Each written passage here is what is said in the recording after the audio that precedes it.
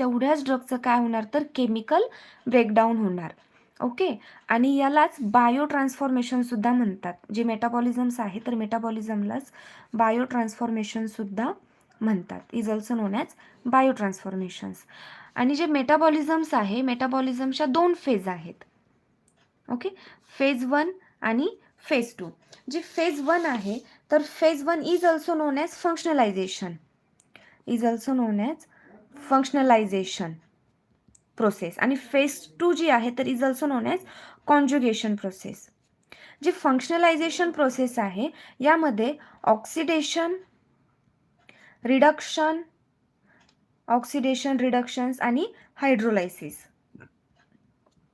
Oxidation, रिडक्शन्स आणि hydrolysis ह्या ज्या प्रोसेस आहेत तर ह्या फंक्शनलायझेशन्समध्ये येणार. आणि हे जे कॉन्ज्युगेशन्स आहे तर कॉन्ज्युगेशन्समध्ये लाईक सल्फोनेशन, देन मिथायलेशन आणि असायलेशन.